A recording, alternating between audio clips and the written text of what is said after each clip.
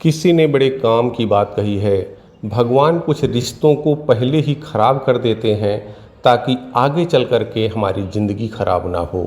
नमस्कार दोस्तों, मैं हूँ साइलेंट टीचर राजेश और आपके लिए एक छोटी सी कहानी एक बिजनेसमैन की है। एक बिजनेसमैन थे जिनका बिजनेस बहुत अच्छा चल रहा था और वो बराबर बिजनेस में ही व्यस्त रहते थे। लेकिन एक बार दुर्योग से उनको बिजनेस में घाटा हो गया और बड़ा घाटा हुआ। भाग करके वो मंदिर में गए।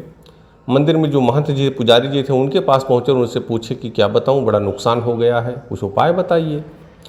और महंत जी चूँकि वो मंदिर में जाते रहते थे इसलिए उनको देख करके पहचान गए। उन्होंने कहा अच्छा ज़्यादा नुकसान हो गया है, बात हुई, यहाँ गए, हाँ कहे अच्छा ठीक है, कल आइएगा, इसका उपाय आपको बताएंगे। और वो बिजनेसमैन वापस आ गए, आए घर पे बैठे और कर का इंतजार करने लगे। कल जब वो उधर से गुजर रहे थे तब मंदिर में पहुंच गए तो जो महात्मा जी थे, मंदिर के पुजारी जी थे, उन्होंने इनको एक कागज़ दिया। उस पर कुछ लिखा हुआ था और कहा ठीक है ये ले जाइए घर पे, जब समय हो तब इसको शांति से खोलिएगा और इसको पढ़िएगा। अब वो भाग करके गए। जब शाम को पहुँचे ऑफिस से फिर वो बिजनेसमैन तो थोड़ा सा हाथ मुँह धुले और बैठ गए उसको पढ़ने के लिए। अब जब वो कागज़ को खोले तो उसमें लिखा था, प्रिय अब सुबह उठते हो और मैं तुम्हारे सामने ही खड़ा होता हूँ, सोचता हूँ कि तुम मेरा हाल पूछ लोगे, लेकिन तुम उठ जाते हो और अपने कामों में लग जाते हो, काम करते रहते हो, मोबाइल अपना ले लेते हो, एक बार चेक करते हो, फिर जाते हो बाथरूम में, जाते हो फ्रेश होते हो, उसके बाद नहा करके आते हो, फिर मैं सोचता हूँ कि स्नान करके आ गए हो, अब मुझे थोड़ा सा याद कर लोगे, मेरा ध्यान कर लोगे, लेकिन तुम अपने कपड़ों में व्यस्त हो जाते हो फिर कि कौन सा कपड़ा आज पहनूं जिससे अच्छा लगूं, और कपड़े पहन करके फिर नाश्ता करते हो।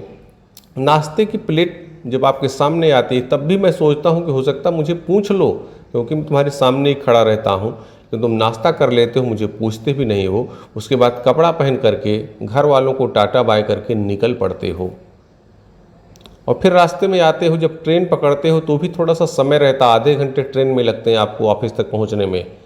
अपने अपने बिजनेस वाले जगह पर पहुंचने में आपको आधे घंटे लगते हैं।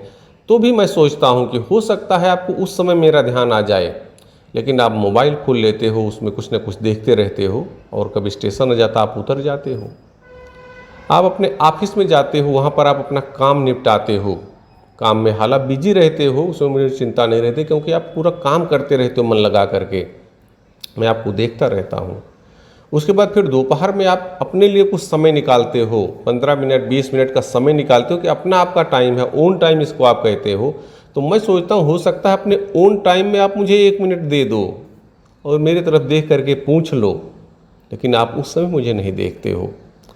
शाम हो जाती है, आप वापस आते हो, वापसी में आप थक जाते हो, तो भी सोचता हूँ सकता थके हो फिर भी कुछ याद आ जाए मेरी, लेकिन नहीं आती आपको याद। आप घर आते हो, डिनर करते हो और डिनर करके फिर अपने बीवी और बच्चों के साथ कुछ बातें करते हो, फिर रिमोट लेकर टीवी खोल देते हो, आप टीवी देखते रहते हो। उस समय भी मेरी चिंता नहीं रहती, मुझे भी बुला लो, बैठ जाइए आप भी थोड़ा देख लीजिए। डिनर करते समय भी आपको मेरी याद नहीं आती, मुझे नहीं पूछते हो। और फिर जब आपको धीरे धीरे नींद आने लगती है तब आप अपने बीवी और बच्चों को गुड नाइट बोलते हो और सोने के लिए अपने बेड पर चले जाते हो। आप उस समय भी नहीं पूछते हो मुझे, और ऐसा करके 24 घंटे आपके निकल जाते हैं और आपको मेरा ध्यान नहीं रहता है। और नीचे लिखा था, कभी तो मुझे याद कर लिया करो, मैं भी तो आपके साथ ही खड़ा रहता हूँ, कभी तो मेरा ध्यान कर लिया करो, आपका प्रभु। ये चिट्ठी पढ़ते पढ़ते जो वो बिजनेसमैन थे वो भावुक हो गए, उनकी आंखें नम हो गई। दूसरा दिन हुआ और भाग करके वो फिर मंदिर में पहुँचे और जो संत जी थे, महात्मा जी थे, उनके चरणों पे पड़ गए कि प्रभु आपने मेरी आंखें खोल दी। और उसमें और भी लिखा था, उस चिट्ठी में और भी बातें लिखी थी, कभी मंदिर में आते हो और तब आते हो जब बहुत नुकसान हो जाता है, और वो भी सिर्फ मांगने के लिए आते हो, कभी मिलने के लिए नहीं आते हो, कभी मिलने भी आ जाया करो। ऐसा करके उनको फिर जो बिजनेसमैन थे उन्हें अपनी गलती का एहसास होता है और वो सोचते हैं फिर कि हम भूल कहाँ कर रहे हैं। बड़ी छोटी सी कहानी है जो हमें याद दिलाती है कि जिन्होंने हमें सब कुछ दिया है, जिन्होंने हमें जो ज़िंदगी दी है, वो हमारे साथ हमेशा खड़े होते हैं, कभी तो हम उनको याद कर लिया करें। और यकीन मानिए, अगर आप थोड़ा समय भी निकालेंगे, आप अपने चलते फिरते काम करते समय भी एक बार उनका नाम ले लेंगे, जिस भी भगवान को, गॉड को आप मानते हैं, अगर उनका ध्यान कर लेंगे तो यकीन मानिए वो ऐसी स्थितियों से आपको हमेशा बचाते रहेंगे, आपको किसी बुरी दशा में नहीं जाने देंगे। इसलिए उन्होंने आपको बहुत सारी चीज़ें दी हुई हैं, बहुत सारे सुख दिए हुए हैं।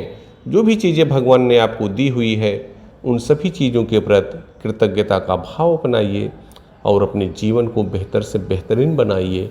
याद रखिए, ऊपर वाले न भूलते हैं न भूल करते हैं, वह आपके प्रत्येक कर्म का फल अवश्य देते हैं। बहुत बहुत धन्यवाद।